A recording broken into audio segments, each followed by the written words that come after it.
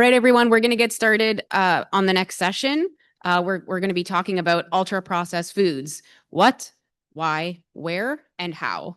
So our first speaker is Dr. Kevin Hall from the United States of America. He's right here. Perfect.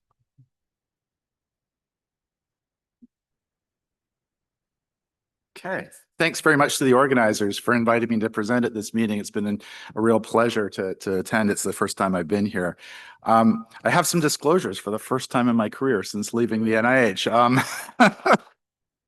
So I have to pay the bills, and so I've started some consulting, and I'm listing everything that we have in the pipeline. I haven't been paid for any of these yet, but hopefully someday the check will pass. But we're talking about ultra-processed foods. And and we've kind of gone through these different categories of food, so I'm not going to belabor the point. But what I will kind of point out is that these NOVA categories and the terminology ultra-processed foods, it's a little bit of a misnomer. It's not just about processing. It's probably more about formulation in some sense, but it's not necessarily about formulation in terms of nutrients. In fact, there's not a lot of discussion of nutrients in this classification system, which I sort of view as a positive, because it kind of presents like an orthogonal view of the world of food and nutrition that you can then superimpose nutrient-based and nutrient profiling systems on top of. And in particular, despite the scary sounding word of ultra-processed foods, there's a variety of foods in that category. And this is Carlos Montero's slide.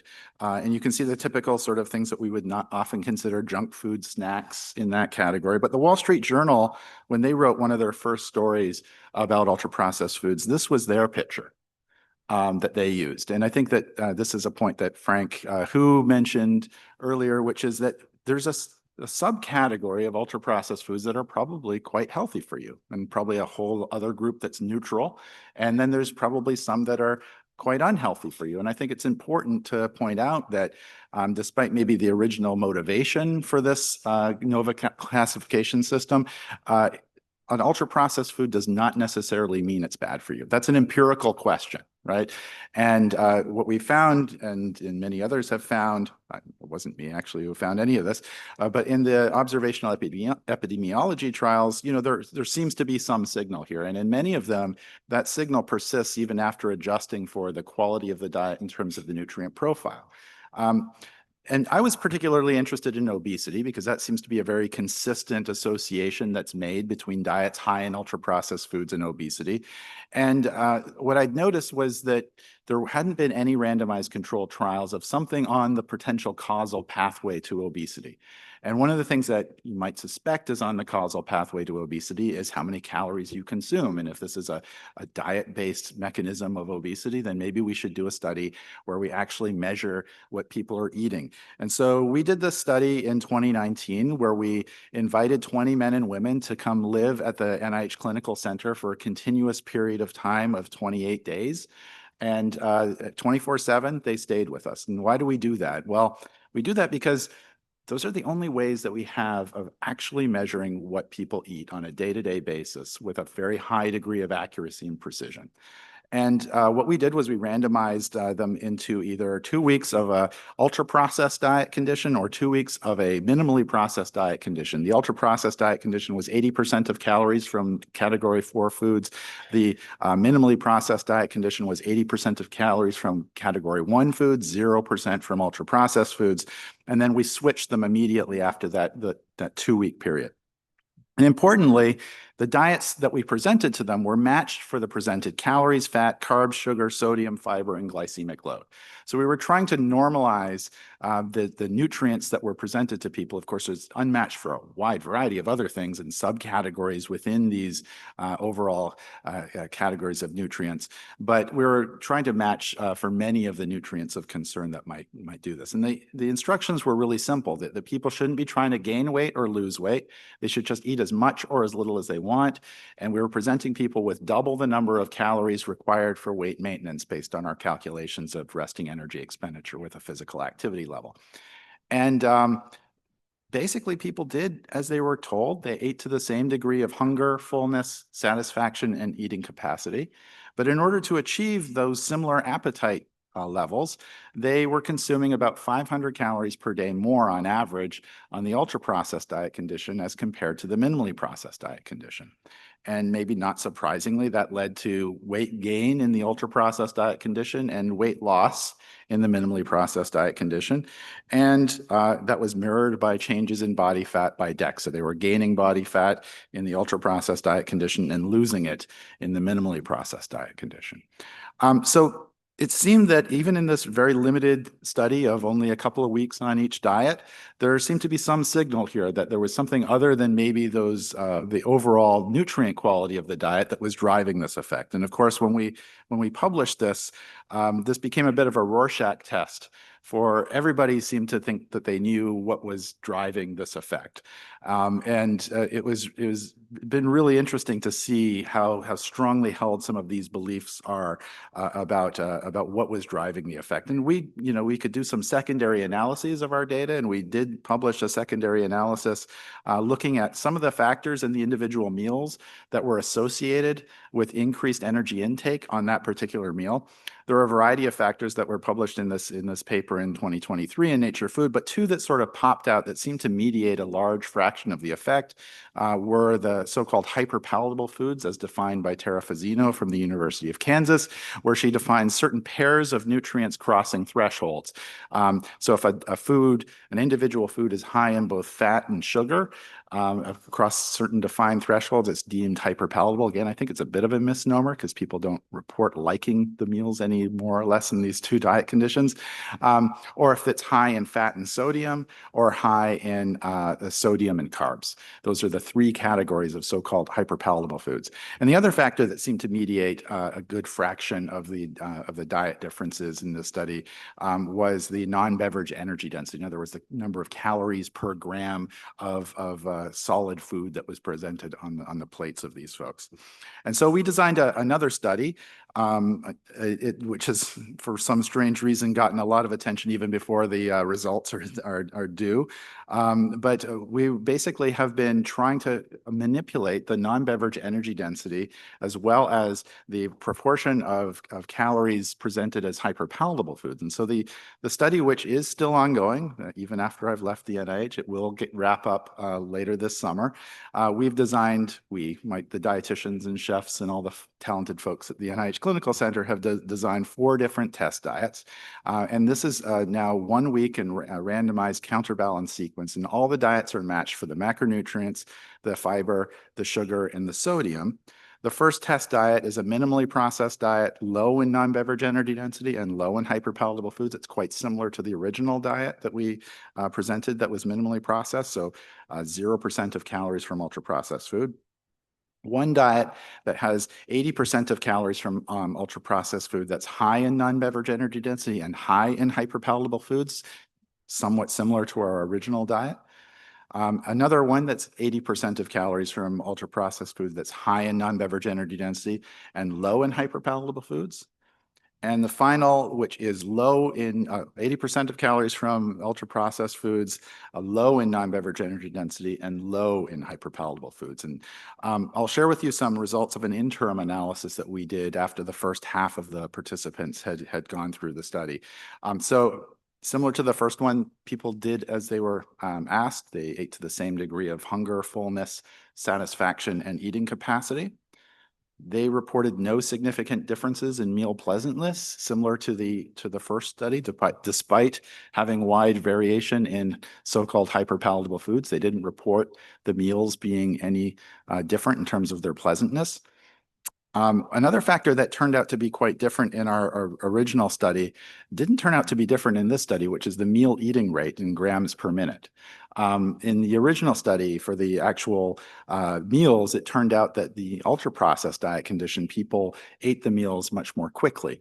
And so I know Kees de Graaf is here, and Kieran Ford recently presented some data at the American Society of Nutrition meeting on the Restructure trial, where they changed the texture of the food to change how quickly people ate the meals. And they were able to do that in the context of an ultra-processed diet and thereby manipulate calorie intake. In this case, we didn't see differences in energy and meal eating rate in grams per minute, although we weren't trying to change that.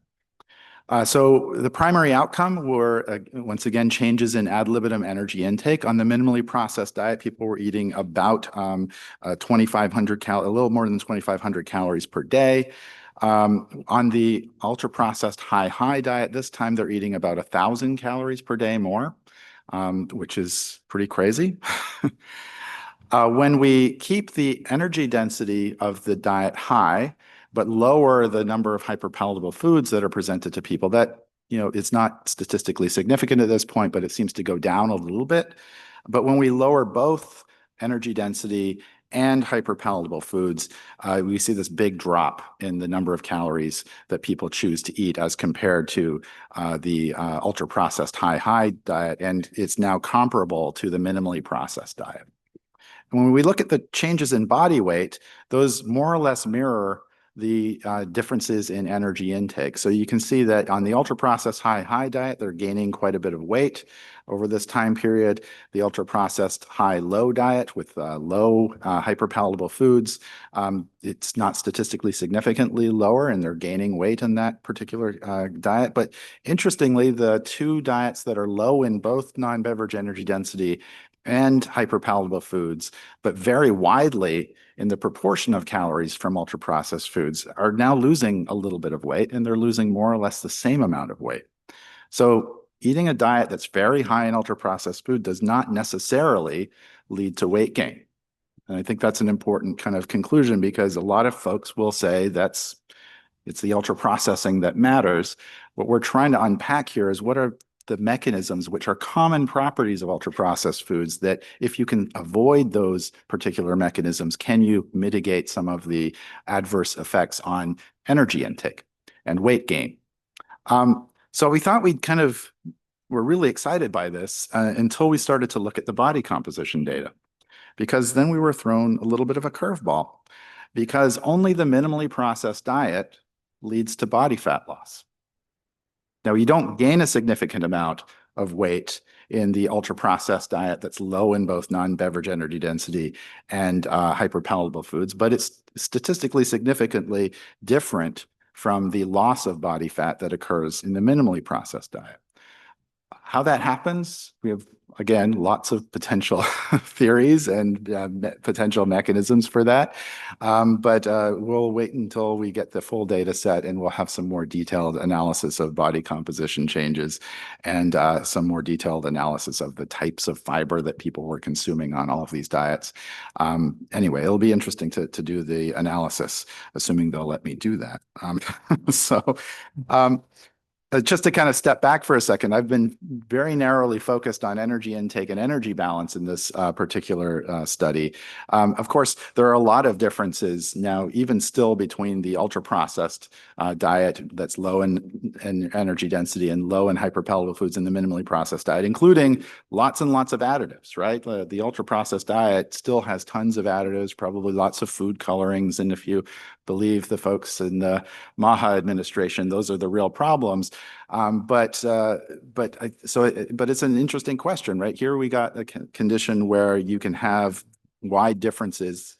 I don't think they're affecting body composition. I don't have that near the top of my list of explaining this, but it's an interesting question. And there are alternative mechanisms of ultra-processed foods that don't have anything to do with energy balance. And we wrote this review paper with a couple of collaborators of mine at the NIH, Catherine Mackey, who does gut microbiome research, as well as Michael Sack, who does is an immunologist and does immune system phenotyping.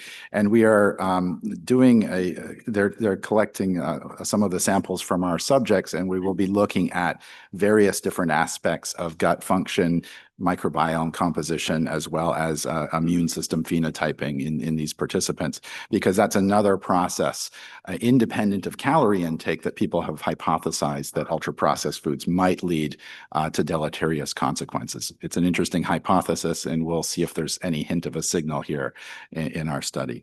So with that, I'll conclude and thank the folks who have done most of the work in these trials. I miss them. I wish I was there with them every day, but they're carrying on the work in a valiant fashion, and we sincerely hope to publish the results of this by the end of the year. I probably have a better chance of doing that now that I'm outside the NIH than if I was inside. That's very sad to say, but we're really looking forward to presenting the full data set. Thanks.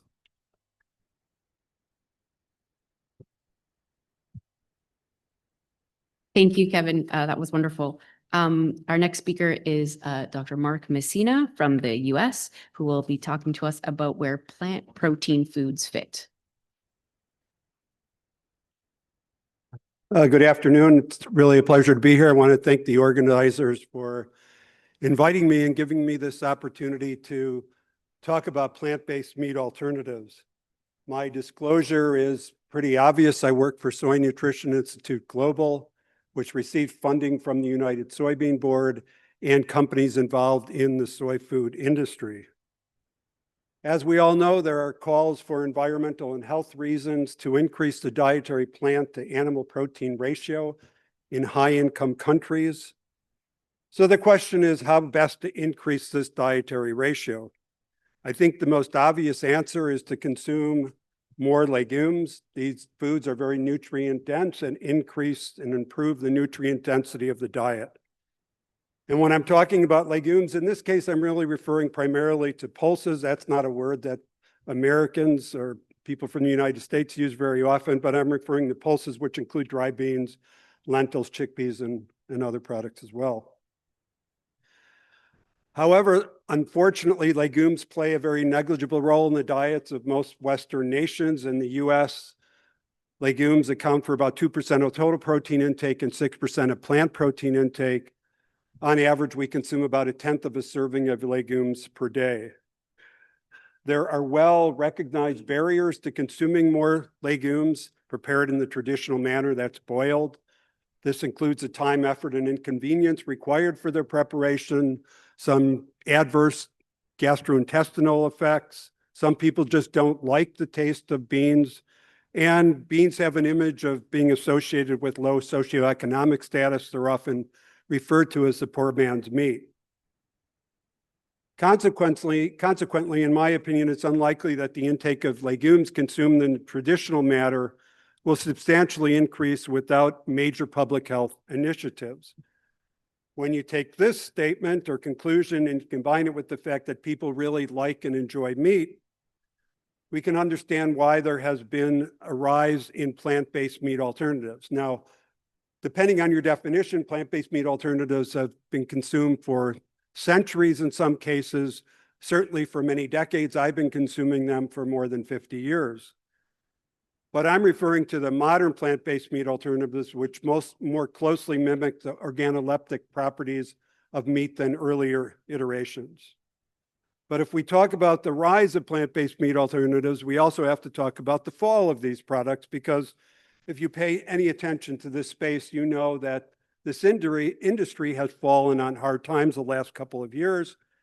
And perhaps the best way to illustrate this point is to mention that in 2019, the stock price of Beyond Meat, which makes Beyond Burger and other plant-based meat alternatives, reached $235 a share. Today, it's about $3 a share. Given my financial track record, I'm really surprised I didn't buy it in 2019. One of the few good decisions I made. There are a lot of reasons for the decline in plant-based meat alternatives. I'm not going to talk about price, but if you do any shopping for these products, you know they can be quite expensive relative to their animal-based counterparts. Unfortunately, these products are caught up in the culture wars, at least that's the case in the United States, where it's sort of become a left-right issue. They are also the victims of the manosphere. Now, we've known for a very long time that meat is associated with masculinity. There's many publications in the peer-reviewed literature illustrating this point. But I think in recent years, this relationship is sort of on steroids, both literally and figuratively, because there's some reports indicating that young men are beefing up their diets because they are being encouraged to do so by many very influential social media influencers. And then finally, another reason is that These plant-based meat alternatives are often viewed as fake meats, and they are in fact Nova classified as ultra-processed foods. And given the focus of MAHA on ultra-processed foods, as Kevin, Dr. Hall mentioned, it's unlikely that ultra-processed foods will no longer be part of the spotlight, at least over the next few years. This characterization or classification as plant-based meat alternatives as ultra-processed foods has led to questions being raised about the healthfulness of these products. And I think in some ways, Dr. Hu and colleague can be, are responsible for first raising the issue about the healthfulness of these products. In a paper published in JAMA in 2019, they noted that caution is required before extrapolating the potential benefits associated with plant-based foods and dietary patterns to plant-based meat alternatives. So let's take a look at some of the issues facing these products, beginning first with whether it's a concern that plant-based meat alternatives are classified as ultra-processed foods. I think it's a good time to quote Michael Greger in a paper published earlier this year. Plant-based meat alternatives appear to be the rare ultra-processed food exception in that they are preferable to the foods they were designed to replace. I do think they are preferable in comparison to the foods they are designed to replace, but they may not be the only ultra-processed food exception. Here's an analysis that was conducted by many of the people in this room, published last year. It compared the effects of soy milk, which is a ultra-processed food, versus cow milk, which is a group 1 food, and it was found that despite the classification as an ultra-processed food, soy milk lowered LDL cholesterol, blood pressure, and inflammation, and slightly raised HDL cholesterol levels in comparison to cow's milk. And of course, we all know that in observational studies, subgroups or subcategories of ultra-processed foods frequently differentially affect health outcomes. So this point was noted by the Scientific Advisory Committee on Nutrition in a paper published just a little while ago. By contrast, other ultra-processed food categories, including vegetarian meat alternative products, were found to have no association with adverse health outcomes. So let's take a look at a couple of these observational studies. First, looking at EPIC. In this particular analysis, they were looking at the relationship between ultra-processed food intake and risk of developing diabetes, 300,000 individuals who were followed for 11 years. Greater intake of ultra-processed food was associated with an increased risk of developing diabetes. Greater consumption of non-ultra-processed foods was associated with a decreased risk. But when you look at the subcategories of ultra-processed foods, you see something quite interestingly. In this case, plant-based meat alternatives and dairy alternatives were associated with a significant reduction in risk of developing diabetes, animal-based products with a significant increase. Next, we'll look at the results of the UK Biobank analysis, where they found higher consumption of total ultra-processed food intake was associated with the shorter leukocyte telomere length. This particular analysis involved 65,000 individuals.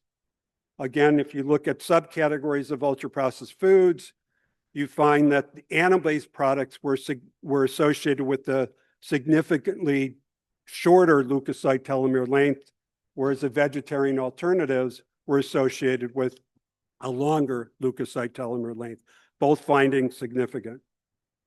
And then finally, we have a prospective study analysis of 7 European countries. In this case, they were looking at developing morbidity of cancer and cardiometabolic diseases, multimorbidity. Now, in this particular case, the plant-based alternatives were not associated with a decreased risk, even though the hazard ratio was below 1. Animal products were associated with a significant increase. Now, a few years ago, John Stephen Piper and I and a couple of other folks answered the question or addressed the question of whether the common attributes of ultra-processed foods apply to soy-based meat alternatives more so than they do to their animal-based counterparts. So for this analysis, we compared the attributes of 5 soy burgers, all group 4 foods with 80% lean ground beef, group 1 food.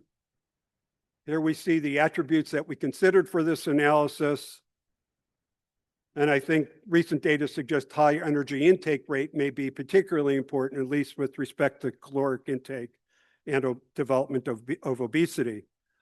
And we found none of the common attributes of ultra-processed foods apply to the soy-based meat alternatives more than 80% lean ground beef. And that's not really surprising when you think that a soy burger isn't less expensive, it's not better tasting, it's not more energy dense or more quickly consumed than a hamburger.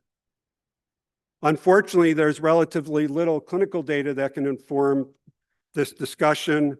We have Christopher Gardner's study from Stanford, where they found several beneficial effects and no adverse effects from the consumption of plant-based meat alternatives. This was an 8-week crossover design. During the animal phase, they consumed 2.5 servings per day of animal products, meat. During the plant phase, 2.5 servings per day of plant-based meat alternatives. These products provided about 50% of total protein intake. And I'm sure many of you know, during the plant phase, they found a reduction in trimethylamine oxide levels, LDL cholesterol, and body weight. All findings were statistically significant. Now, in contrast, there was a recently published study from Singapore that utilized a similar experimental design. However, there were no differences in this case between the animal products and the plant-based meat alternatives. The authors attributed this discrepancy between their study and the Stanford study due to the nutritional differences used in these two different studies of the plant-based meat alternatives, which really should put the focus not on processing, but on nutrient content. And of course, we all know in the case of nutrition, when you make a dietary recommendation to consume a food, it has to be in place of another food in order to make sure caloric intake remains the same. Generally speaking, ultra-processed foods are typically less healthful versions of the foods they are intended to replace. So instead of strawberries, you may end up eating this juicy gel strawberry. I'm not actually sure what that is, but it's in place of strawberries. And in place of chicken, maybe you would consume chicken nuggets, which would be a group 4 food. In the case of a plant-based meat alternative, what's it intending to replace? It's not intending to replace a bowl of kale. It's intending to replace a hamburger.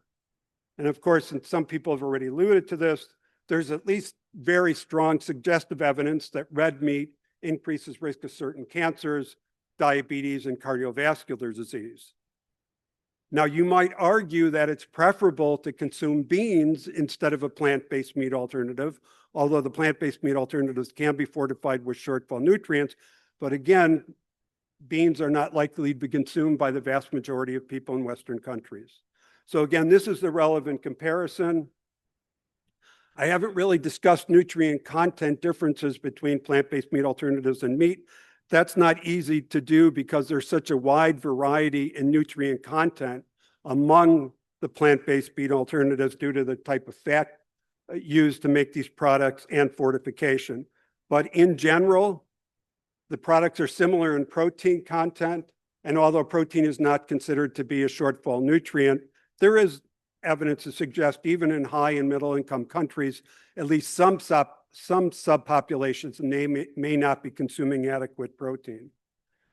The plant-based meat alternatives and red meat hamburgers are similar in iron content because of fortification. Plant-based meat alternatives typically lower in saturated fat, obviously higher in fiber. Red meat, on the other hand, is higher in zinc, which is a shortfall nutrient, and the plant-based meat alternatives can be quite high in sodium. But it's important to point out that these kind of analyses are not taking into consideration the amount of sodium or salt added to meat during preparation. What about bioavailability? Very little information on this topic, so that represents a gap in our understanding. As I mentioned, these products can be fortified with a wide variety of vitamins and minerals, which is a real advantage. And these products are often being reformulated. So both Beyond Meat, and Impossible recently came out with reduced saturated fat versions of their initial products. And then just about done, I want to mention a paper that Montero published late last year. I don't want to read the whole quote, but basically it was saying if you can identify an ultra-processed food that is at least as healthy as its non-ultra-processed food counterpart, then that product would warrant an exception to the recommendation to avoid ultra-processed foods. And I think absolutely, given that what plant-based meat alternatives are intending to replace, they warrant this exception. So in conclusion, a serving per day of a plant-based meat alternative fits in well with the healthful diet, regardless of the extent to which the overall diet is plant-based. These products can aid in the reduction of animal protein intake and may increase the likelihood of adopting a plant-based diet. Thank you for your attention.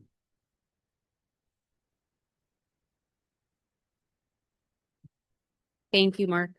Our next speaker is Dr. Andrew Brown from the United States, and he will be sharing with us a research roadmap for advancing the science and informing public health policy and regulations. All right, thank you very much. Some people had asked, what I was going to say, and I said I don't entirely know.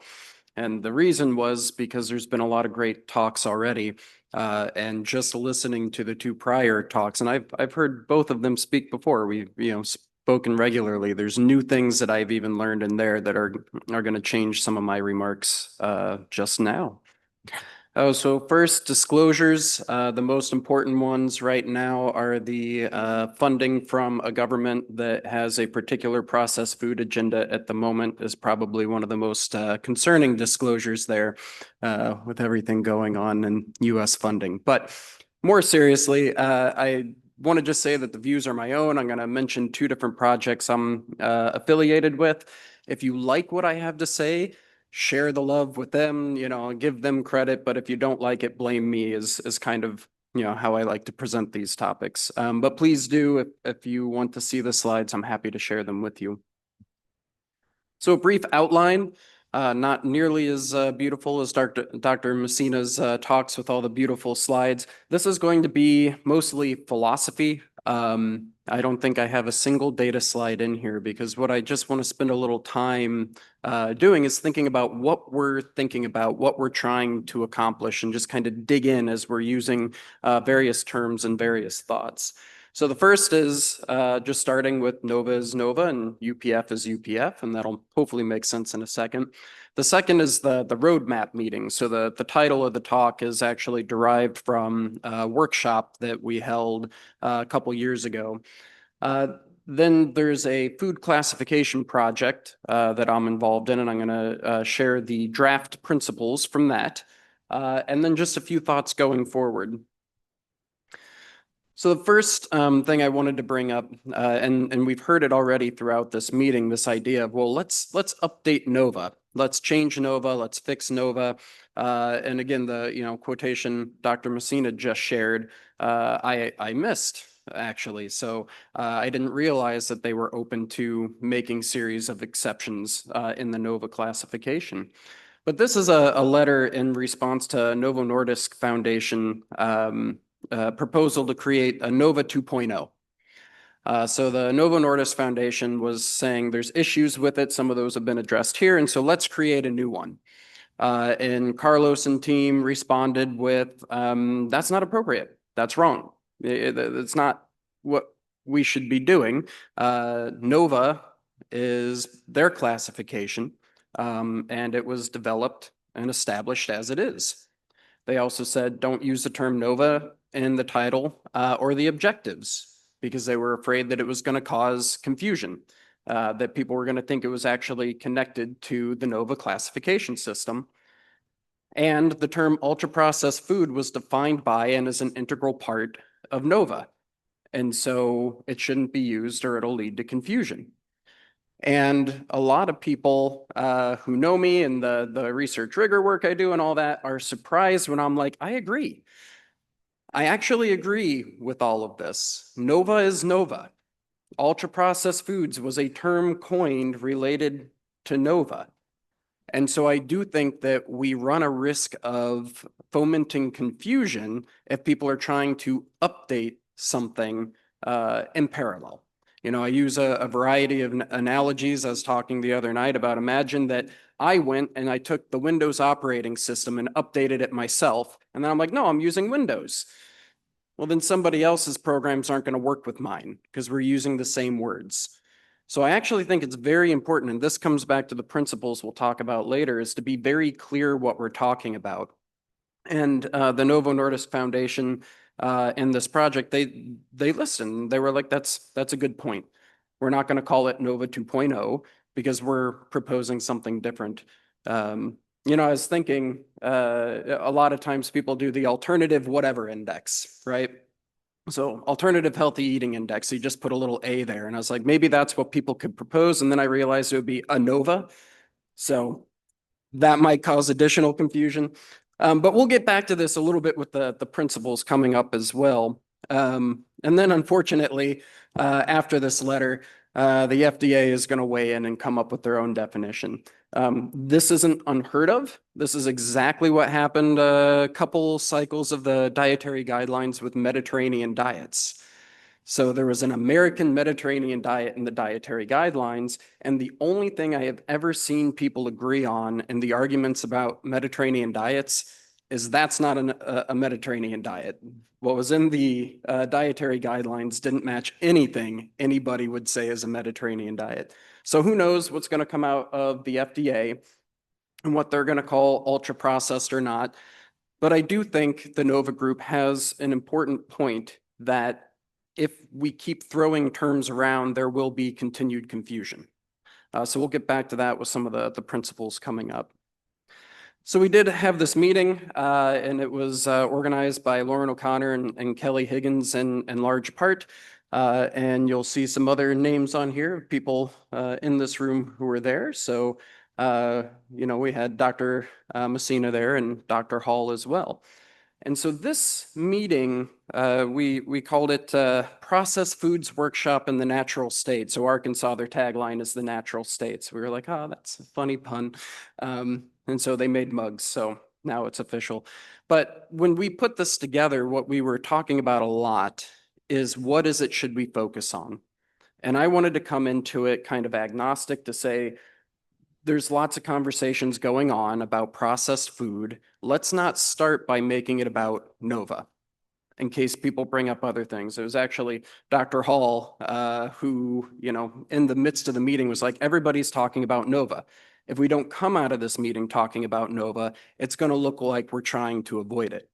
But going into it, what we were afraid of is that if we got all these different stakeholders together and made it about Nova, that people would say, oh, you're just getting people together to critique Nova. So that's kind of where we're at and even being able to have these conversations. But it ultimately did focus a lot more on the Nova classifications, and we had representatives from the Nova team as well.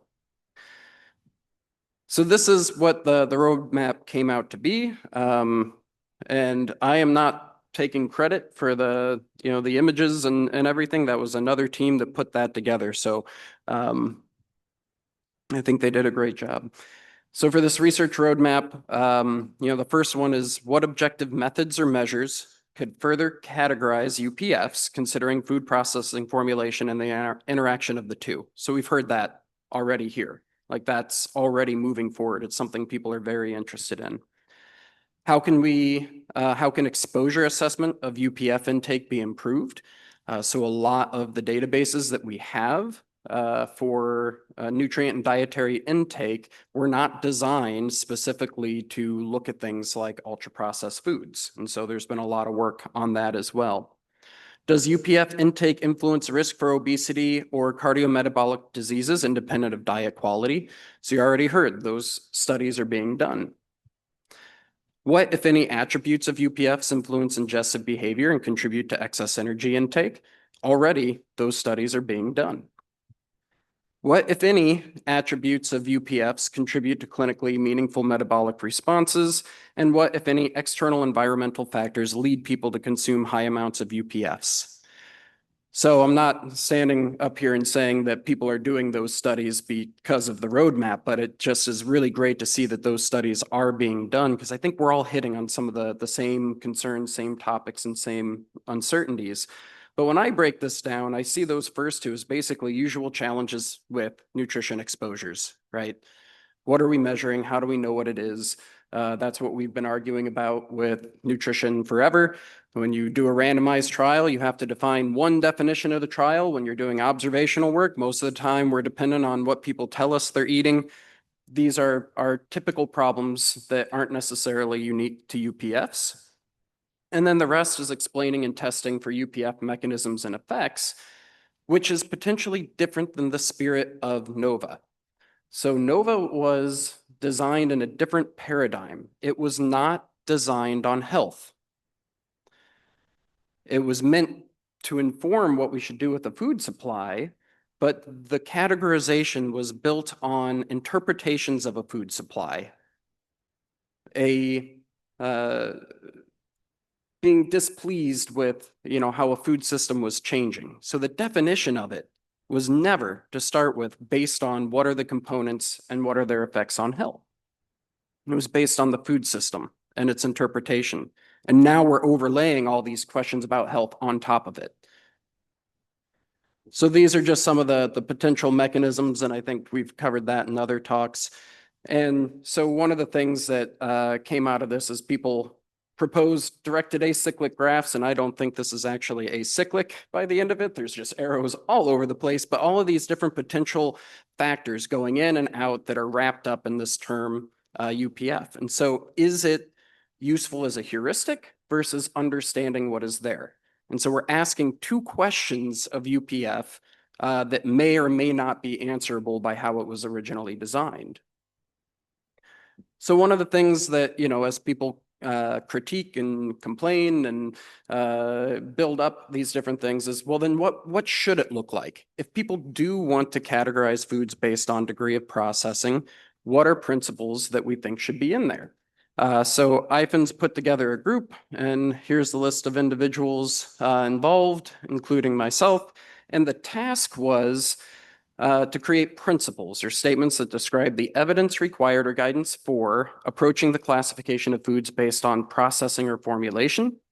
The point was to advance public health. So it's looking at it from the health lens to begin with. So not just about the food system and then health out. It's if we're going to have it about health, start from health. Then we had a presentation of the draft.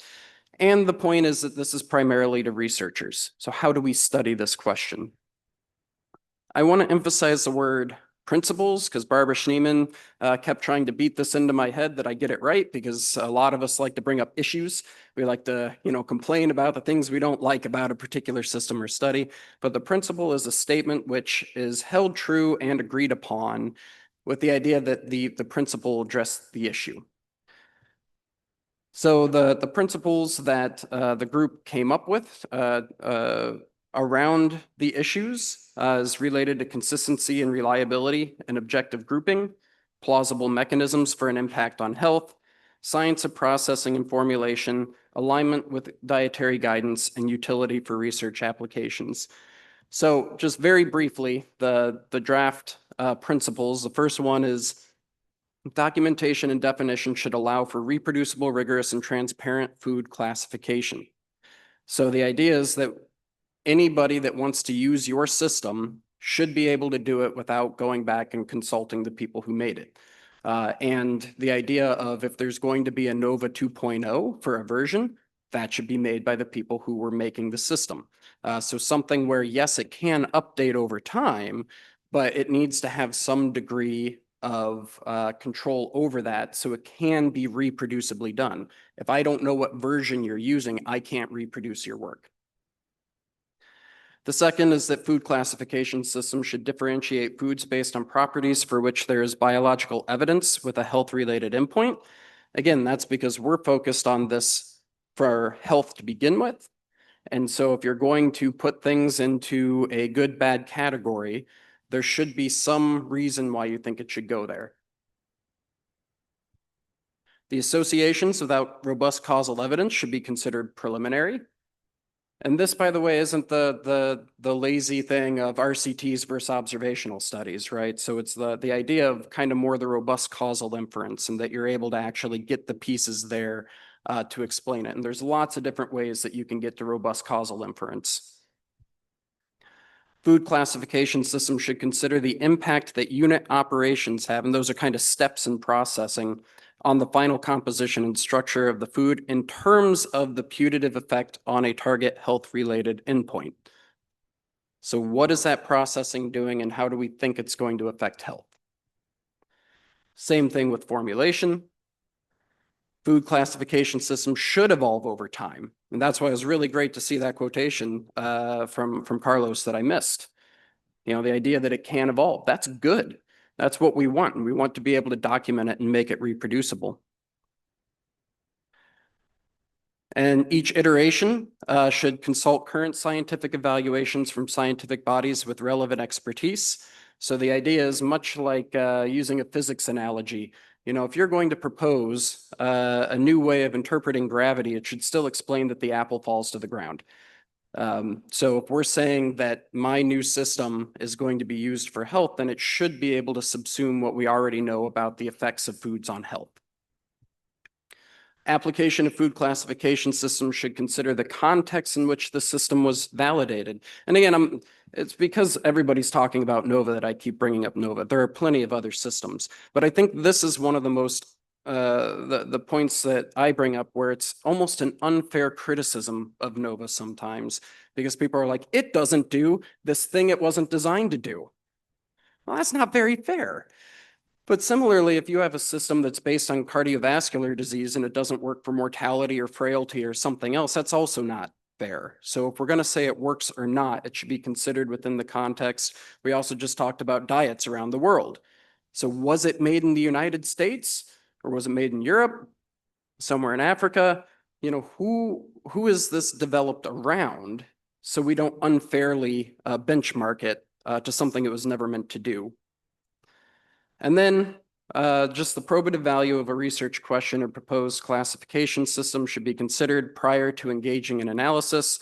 And so this is just, is it worth doing?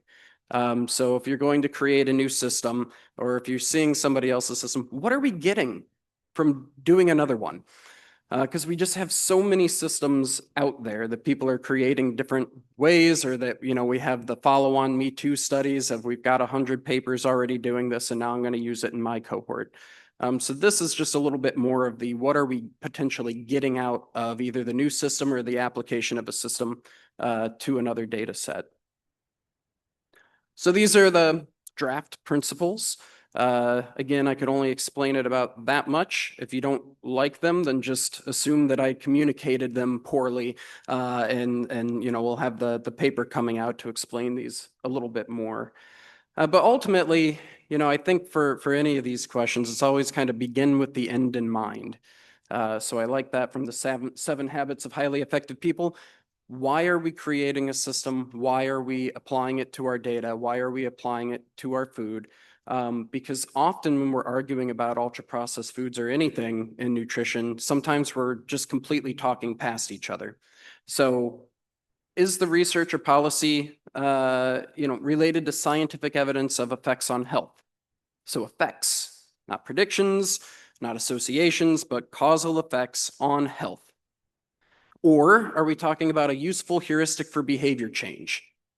Is it something where we're like, this is very complicated, so we're going to create a more simplified version that we can better hand out to people, but we're going to fully admit that this is simplified and it might not be the most, you know, fully rigorous, reproducible approach. That's okay. We just communicate, that's where we're at. And or is it based on personal, professional, or political beliefs? And that's potentially okay too. You know, it's very different if the conversation that we had earlier about vegan diets was based on, I have a moral objection to eating animal products, is a very different question than what is the effect of these products on health? And if we're trying to align those, they're not going to align. They're two very different purposes. So with that, I thank you very much. Thank you, Andrew.